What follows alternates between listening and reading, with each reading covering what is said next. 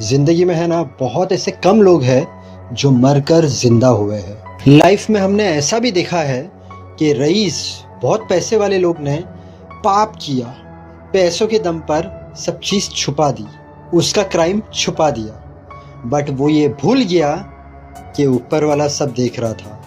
आज की कहानी एन की है, इंग्लैंड की है, 1600 सेंचुरी की है। उसके साथ क्या क्या हुआ, वो मरी और उसके बाद क्या हुआ, ऊपर वाले ने क्या मिरेकल किया, बहुत अलग कहानी है। मैं कहानी चालू करता हूँ, इतनी भी कहानी मिस मत करना।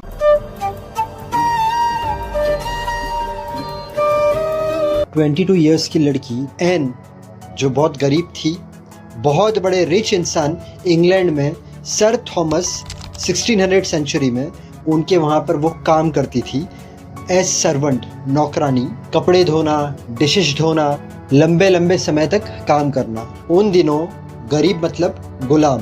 अब थॉमस का ग्रैंडसन था जेफरी, उसकी गंदी नज़र थी एन पर।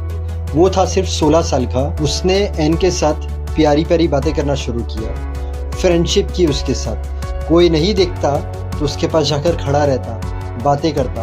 एन, वो भी छोटी थी, 22 साल की। उसे लगा कि जेफरी उससे प्यार करता है। उसने बड़े बड़े वादे किए एन को कि वो एन से शादी करेगा, उसको प्रोटेक्ट करेगा, वो उससे बहुत प्यार करता है। बेचारी एन को नहीं पता था जेफरी ये सब कर रहा है, उसके पीछे उसके गलत इरादे हैं। वो बेचारी समझ बैठी कि ये सच्चा प्यार करता है। और एक दिन एन हो जाती है प्रेग्नेंट। जैसे वो हुई प्रेग्नेंट, जेफरी डर गया, प्लस एन भी डर गई, क्योंकि बिना शादी के वो प्रेग्नेंट हो गई है। अब लोगों को अगर पता चलेगा तो उसकी बदनामी होगी। जेफरी गलत काम कर कर पीछे हट गया, जैसे हम मूवीज में देखते हैं। एन, गरीब लड़की, उसे बहुत ज़्यादा डर लगने लग गई कि उसका काम भी चले जाएगा, लोग उसे मारेंगे भी और लोग उसे वहाँ से निकाल देंगे। इसलिए उसने डिसीजन लिया अपनी प्रेगनेंसी को छुपाने का। वो लूज कपड़े पहनने लगी, वो लोगों से कम मिलने लगी। वो रोज़ यही प्रे करती कोई उसे ठीक से देखे ना या कोई कुछ पूछे ना। एक दिन रात में वो सोती है, उसे बहुत ज़्यादा पेन होता है। वो अकेली थी। बेबी टाइम के पहले बॉर्न हो गया। क्योंकि बेबी टाइम के पहले बॉर्न हो गया, वो बहुत वीक था, वो सरवाइव नहीं कर सका और बेबी मर गया। और वो बहुत ज़्यादा डर गई। उसे समझ में नहीं आया कि अभी मैं क्या करूं, क्योंकि उस वक्त एक बहुत क्रूएल लॉ था, इन्फेंटिसाइड एक्ट 1624। ये लॉ के मुताबिक अगर एक अनमैरिड वुमन ने अपने बच्चे की डेथ छुपाई तो ऑटोमेटिकली वो गिल्टी है मर्डर के लिए। एन को यही डर लगी कि लोगों की नज़र में मैं गुनहगार बन जाऊंगी, लोग यही कहेंगे कि मैंने मारा है मेरे बच्चे को और मुझे बहुत बड़ी सज़ा मिलेगी। इस डर से उसने अपना डेथ बेबी छुपा दिया। किसी को पता चल गया, उसने बात फैला दी, एन को पकड़ा गया, एन को अरेस्ट कर लिया गया। एन ने कहा बच्चा मरा हुआ ही पैदा हुआ था। किसी ने उसकी बात पर यकीन नहीं किया। एन को पूछा गया बाप कौन है, एन ने कहा जेफरी। बस, जेफरी तो ग्रैंडसन था थॉमस का। अब थॉमस पीछे पड़ गया, इसे तो बहुत बड़ी सज़ा मिलनी चाहिए, ये मेरे ग्रैंडसन को फंसा रही है। कोर्ट में उसे लेकर गए, उसके पास तो कोई वकील नहीं था, कोई उसे प्रोटेक्ट करने वाला नहीं था। उसने चीख चीख कर कहा मैं गुनहगार नहीं हूँ, ये बच्चे का बाप जेफरी है, उसने मुझसे प्यार किया था, बड़े बड़े वादे किए थे। लेकिन कोर्ट ने उसकी एक ना सुनी।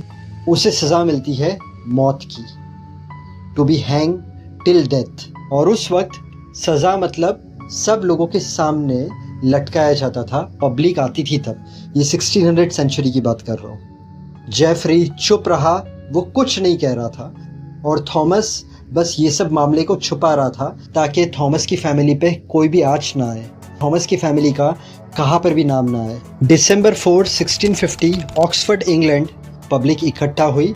जैसे एन को लाया गया, हर कोई एन की तरफ गुस्से से देख रहा है, कुछ कुछ बोल रहा है एन को, और एन रोते जा रही है, प्रेयर करते जा रही है, और बस एक ही चीज़ कह रही है मैं गुनहगार नहीं हूँ, मुझे नहीं मरना है, मुझे छोड़ दो। एन को फांसी पर लटकाया गया।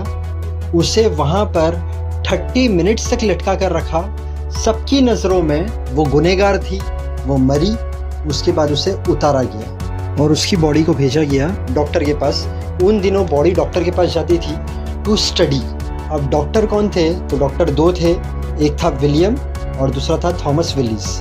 ये थॉमस डॉक्टर था, वो थॉमस रिचमैन जिसके ग्रैंडसन ने गलत चीज़ की थी। अब यहाँ से एक एक चीज़ ध्यान से सुनना।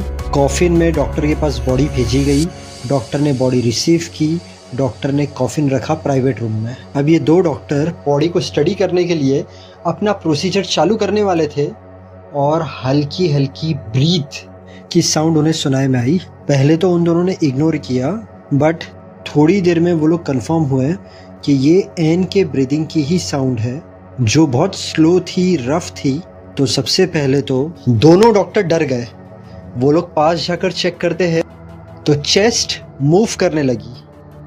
बस वो लोग समझ गए कि एन मरी नहीं है। पल्स चेक की, फाइनल हो गया कि वो मरी नहीं है। उसे बेड पर लेटाया गया। थोड़ी देर तक डॉक्टर उसके आर्म्स और लेग्स को रब कर रहे थे। थोड़ी देर में वो होश में आ गई। अब ये बात फैली कि एन जिंदा है। ये बात पहुंची थॉमस तक, वो भी डर गया। और उसके बाद अथॉरिटीज़ थी तो 50% अथॉरिटीज़ कह रही थी क्योंकि वो मरी नहीं है, क्योंकि सज़ा कंप्लीट नहीं हुई है, फिर से हम उसे लटकाइए। तो 50% अथॉरिटीज़ कह रही थी हमने हमारा काम कर दिया, हमने सज़ा दे दी, अब वो ज़िंदा है, उसके लक सब ऊपर वाले ने किया है। अब ये सब बात पहुंची जनता तक। जो जनता एन के खिलाफ थी वही जनता एन की तरफ हो गई। अब पब्लिक ने कहा कि एन को ऊपर वाले ने बचाया है क्योंकि वो गुनहगार नहीं थी। उसने कहा भी था ये जेफरी का बच्चा है, बच्चा मरा हुआ पैदा हुआ है। जब किसी ने बात नहीं सुनी तो ऊपर वाले ने बात सुनी।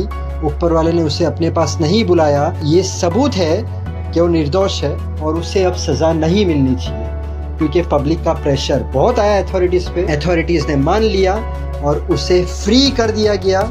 यहाँ पर उसे फ्री करते हैं और वहाँ पर थॉमस की 3 दिन के बाद मौत हो जाती है। जो रिचमैन थॉमस था वो। उसके बाद एन ने शादी की, उसके 3 बच्चे हुए और ये सच्ची कहानी पर बुक भी लिखी गई है, न्यूज़ फ्रॉम द डेड। इंसान पाप करता है बट वो ये भूल जाता है कि ये दुनिया है ऊपर वाले ने बनाई है, और ऊपर वाला जब अपना इंसाफ करता है तो ये जो पापी लोग रहते हैं फिर उनकी कुछ नहीं चलती।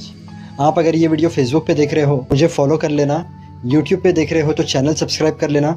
और ऐसी सच्ची कहानियाँ मेरे चैनल पर आती रहती है। ये दुनिया में ऐसी बहुत सारी चीज़ें हुई है जो बहुत लोगों को नहीं पता है, वैसी कहानियाँ आपको मेरे चैनल पर मिलेगी। Suspense, mystery, time travel, horror, actors की life story, Bigg Boss contestant की लाइफ स्टोरी। जब भी आपके पास टाइम हो मेरे चैनल पे विजिट करना, ये सब सच्ची कहानियाँ देखना, आपको अच्छी लगेगी। अगर आज का वीडियो पसंद आया तो वीडियो को लाइक करना। Thank you so much. God bless and wish you a very happy life.